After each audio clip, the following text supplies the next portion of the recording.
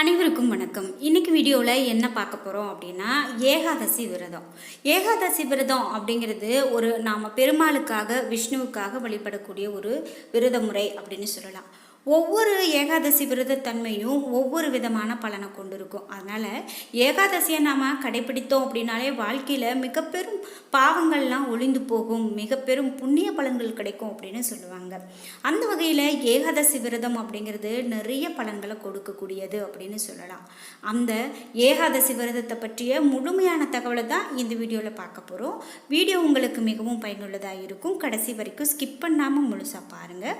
உங்களுக்கு பெருமாளுடைய வழிபாடு பிடிக்கும் அப்படின்னா மறக்காமல் இந்த வீடியோக்கு ஒரு லைக் பண்ணிவிட்டு கீழே கமெண்ட் பாக்ஸில் பெருமாளுக்கு கோவிந்தா என்ற வாசகத்தை பதிவிட்டுட்டு வீடியோவை தொடர்ந்து பாருங்கள்.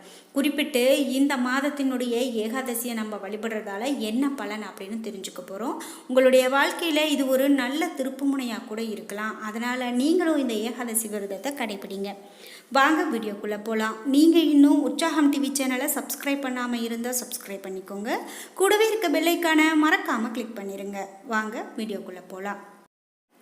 வணக்கம். ஸ்ரீ வாராகி அம்மன் ஜோதிட நிலையத்தில் நம்மளுடைய எல்லா பிரச்சனைகளுக்கும் தீர்வு சொல்லப்படுதுங்க. அதாவது உங்களுக்கு பணம் சம்பாத்தியத்தில் பிரச்சனை இவை எல்லாம் தீர்ப்பதற்கு ஒரு வழி கிடைச்சிருக்கு. அதாவது பவன் நம்பூதிரி என்ற ஜோதிடர் முழுமையாக நமக்கு அனைத்து பலன்களையும் சொல்கிறாரு. அவர் சொல்லக்கூடிய பலன்கள் கண்டிப்பாக நமக்கு வாழ்க்கையில் இருக்கக்கூடிய பிரச்சனைகளை தீர்க்கும் விதமாக இருக்குது. கணவன் மனைவி பிரச்சனை, காதல் பிரச்சனை, மாமியார் மருமகள் பிரச்சனை, விவாகரத்து பிரச்சனை, முக்கியமாக கடன் பிரச்சனை, ஜன விஷயம், மாயமந்திரம், இது போன்ற எல்லா பிரச்சனைகளுக்கும் அவரால் தீர்வு சொல்லப்படுகிறது. அனுபவசாலிகளாக நிறைய பேர் இந்த பிரச்சனைகளுக்கு தீர்வு சொல்லப்பட்டிருக்குன்னு சொல்கிறாங்க. அதே போல் உங்களுடைய பிரச்சனைகளும் தீரணும் அப்படின்னா ஸ்க்ரீனில் தெரிகிற இந்த நம்பருக்கு காண்டாக்ட் பண்ணுங்கள்.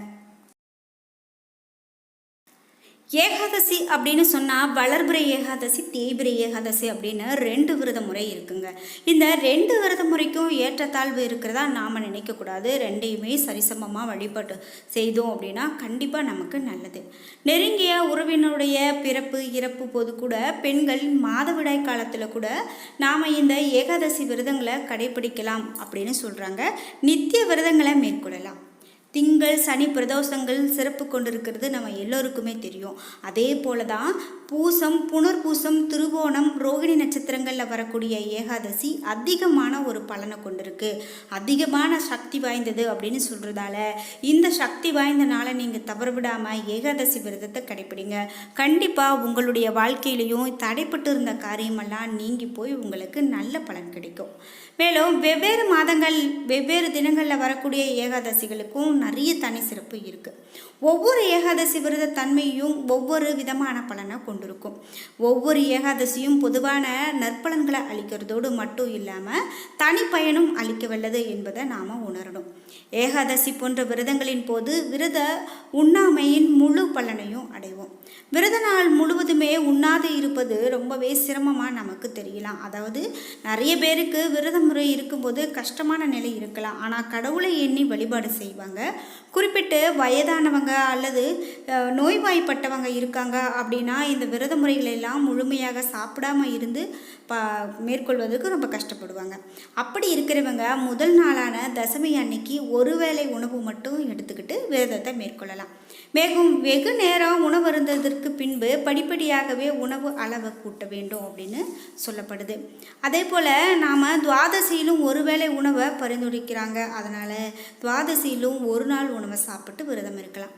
ஏகாதசி தினத்தன்னைக்கு உணவு அளவு குறைவாக இருந்தாலும் அது எளிதாக ஜீரணிக்கப்படக்கூடிய உணவாக இருக்கணும். அதிக ஊட்டச்சத்தும் அதிகமாக நமக்கு நல்ல பலனை கொடுக்கக்கூடிய உணவுகளை எடுத்துக்கலாம். அதில் குறிப்பிட்டு நெல்லிக்காய், அகத்திக்கீரை இவையெல்லாம் உபயோகப்படுத்துறது ரொம்ப நல்லது.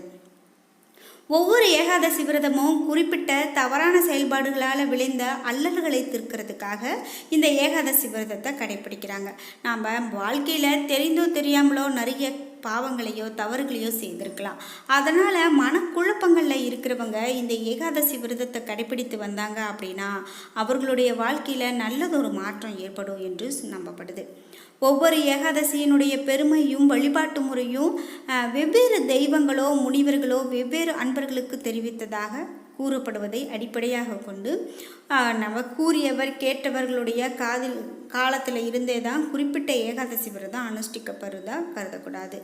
ஏகாதசி விரதத்தன்னைக்கு விரிவான பூஜை செய்வது ரொம்பவே நல்லது என்றாலும் பலருக்கும் பசி சோர்வினால் பூஜை செய்வது முடியாத சூழ்நிலை ஏற்படுது.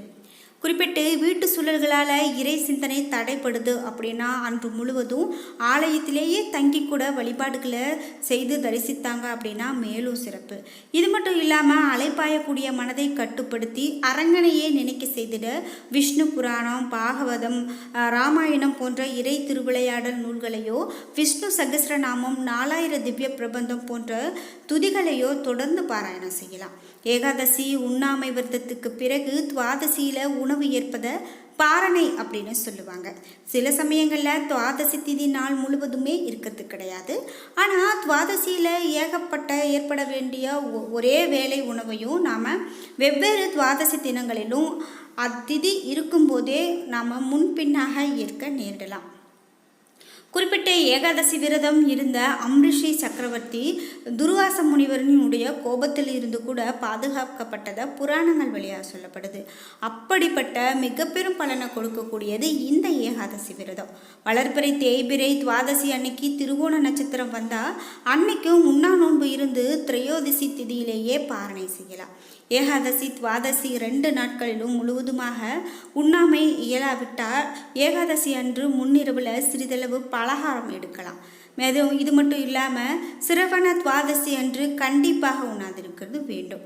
மேலும் பிற மாதங்களில் வரக்கூடிய ஏகாதசிகளை மட்டும் பகலில் உண்ணாதிருந்து இரவில் குறைந்தபட்சமாக அதுவும் திட உணவையும் பக்குவப்படுத்திய உணவையும் ஒதுக்கி பால், பழம் போன்றவற்றை ஏற்கிறதுல தவறு கிடையாது. நீர், கிழங்கு, பால், நெய், மருந்து போன்ற சிலவற்றை ஏற்பது விரத நியதிகளை மீறுவது ஆகாது. இதனால் விரத நாட்களில் நினைத்த போதெல்லாம், பசித்த போதெல்லாம் இவற்றை உண்ணுவதையே வழக்கமாக கொள்ளக்கூடாது. குறிப்பிட்டு கார்த்திகை மாதத்தில் கார்த்திகை வளர்பிறை ஏகாதசி அன்று பீஷ்மர் அம்பு படுக்கையில் இருந்து மகாபாரத போர் நிகழ்த்தியதை கண்ட நாள் என்பதால் பீஷ்ம பஞ்சாக விரதம் அனுஷ்டிப்பது வழக்கம். ஏகாதசி விரதம் இருக்கிறோம், சரி இந்த நாளில் நாம் என்ன செய்யலாம் அப்படின்னு பார்க்கும்போது இந்த நாளில் விஷ்ணு சகஸ்ரநாம பாராயணம் செய்கிறது ரொம்பவே விசேஷமானதுங்க. இது மட்டும் இல்லாமல் விஷ்ணு சகஸ்ர சோஸ்திர பாராயணம் செய்வதால் விஷ்ணுவை அதிதேவதையாக கொண்ட புத கிரக தோஷங்களும் சனி கிரக தோஷங்களும் நீங்கி பல உயர்வான பலன்கள் ஏற்படும் அப்படின்னு சொல்லலாம். ஏகாதசி அன்று இரவும் பகலும் விரதம் இருந்து மகாவிஷ்ணுவை துதிப்போருக்கு நீடித்த புகழ், நோயற்ற வாழ்வு, நல்ல மக்கள் பேரு முதலானவற்றை பகவான் கொடுக்கிறதோடு மறுமையில வைகுண்ட வாசம், சொர்க்கவாசல் வழங்குவதாகவும் புராணங்கள் வழியாக சொல்லப்படுது. சீதையை பிரிந்த ராமர் பக்தராய்ப்பர் என்ற முனிவருடைய ஆலோசனைப்படி பங்குனி மாதத்தில் வரக்கூடிய விஜயா என்ற ஏகாதசி விரதத்தை கடைபிடித்தாராம். இதனுடைய பலனாக வானர சேனைகளின் துணை கொண்டு கடலை கடந்து லங்கேஸ்வரனை அழித்து இலங்கையை வென்றார் அப்படின்னும் விஜயா என்னும் இந்த ஏகாதசி விரதம் நாம் கேட்ட பலன்களையெல்லாம் நமக்கு கொடுக்கும் என்பதும் சொல்லப்படுது. வைகுண்ட ஏகாதசி அன்னைக்கு தான் குருஷேத்திர போரில் அர்ஜுனருக்கு கீதையை கிருஷ்ணர் பரமாத்மா உபதேசம் செய்தார் அப்படின்னு சொல்லுவாங்க. அதனால் இந்த நாள் கீதா ஜெயந்தி என்றும் சொல்லப்படுது. குறிப்பிட்டு இந்த ஏகாதசி நாளில் நாம் வழிபாடுகளை மேற்கொண்டோம் அப்படின்னா வாழ்க்கையில் எப்படிப்பட்ட கஷ்டத்தை கூட போக்க முடியும் அப்படின்னு சொல்கிறாங்க. இந்த விரதம் இருப்பது மார்கழி மாதமான குளிர்காலம் அப்படின்னு சொல்லலாம். அதாவது வைகுண்ட ஏகாதசிக்காக மார்கழியில் விரதம் இருப்பாங்க. உடலுக்கு வெப்பம் கிடைக்க துளசி இலையை உட்கொள்வாங்க. முழு நாளும் உணவருந்தாமல் இருக்க முடியாதவங்க நெய், காய்கறிகள், பழங்கள், நிலக்கடலை, பால், தயிர் போன்றவற்றை கூட இறைவனுக்கு படைத்து உண்ணலாம். முக்கியமாக பைத்தப்பருப்பால் செய்த கஞ்சி பெருமாளுக்கு ரொம்பவே விசேஷம் அப்படிங்கிறதால இந்த நாளில் இப்படி கூட வழிபாடுகள் செய்யலாம். அதில் ஒன்றும் தவறு கிடையாது. குறிப்பிட்டு ஏகாதசி அன்னைக்கு மாம்பழம், பலாப்பழம், வாழைப்பழம், சப்போட்டா இவற்றை கூட உண்டு அந்த விரதத்தை மேற்கொள்ளலாம். இதனாலும் எந்த விதமான ஒரு விஷயமும் நமக்கு கிடைக்காது. குறிப்பிட்டு நாம் இந்த ஏகாதசி தான் எளிமையான விரத முறை அப்படி சொல்லுவாங்க. விரதங்கள்லேயே எளிமையான விரதம் ஏகாதசி விரதம் என்று சொல்லுவாங்க. குறிப்பாக இந்த நாளில் தானியங்கள், பருப்பு வகைகள், பீன்ஸ், வெங்காயம், பூண்டு இவையெல்லாம் கூட ஒரு சிலர் தவிர்ப்பாங்க, ஒரு சிலர் எடுத்துக்குவாங்க. இப்படி இந்த ஏகாதசி விரத நாளில் நம்ம கடைப்பிடித்தோம் அப்படின்னா நிச்சயமாக அந்த பெருமாளுடைய அருளை பெற முடியும் அப்படின்னு சொல்வது நம்பிக்கையாக இருந்து வருது. அந்த வகையில் வளர்பிறை மற்றும் தேய்பிறை 2 ஏகாதசி நாட்களையும் மேற்கொண்டோம் அப்படின்னா நிச்சயமாக நம்ம ஒவ்வொருவருடைய வாழ்க்கையிலையும் மிகப்பெரிய நல்ல மாற்றங்கள் ஏற்படும் என்று மாற்றுக்கருத்தே கிடையாது. அதனால் நீங்களும் ஏகாதசி விரதத்தை கடைபிடித்தீங்க அப்படின்னா உங்களுடைய வாழ்க்கையிலையும் இனி வரக்கூடிய காலகட்டங்களில் நல்ல பலன்கள் கிடைக்கும் என்று சொல்லலாம். என்ன நண்பர்களே, இன்னைக்கு வீடியோவில் ஏகாதசி விரதத்தை பற்றிய நிறைய பயனுள்ள தகவல்களை தெரிஞ்சுக்கிட்டோம். இந்த வீடியோ உங்களுக்கு மிகவும் பயனுள்ளதாக இருந்திருக்கும். வீடியோ உங்களுக்கு பிடிச்சிருந்தா லைக் பண்ணுங்கள், ஷேர் பண்ணுங்கள், கமெண்ட் பண்ணுங்கள். நீங்கள் இன்னும் உற்சாகம் டிவி சேனலை சப்ஸ்கிரைப் பண்ணாமல் இருந்தால் சப்ஸ்கிரைப் பண்ணிக்கோங்க. கூடவே இருக்க பெல் ஐக்கானை மறக்காமல் கிளிக் பண்ணிடுங்க. அப்போ தான் நாங்கள் போடுற இது போன்ற பயனுள்ள வீடியோக்கள் உங்களுக்கு நோட்டிஃபிகேஷனாக வந்து சேரும். நன்றி வியூவர்ஸ்.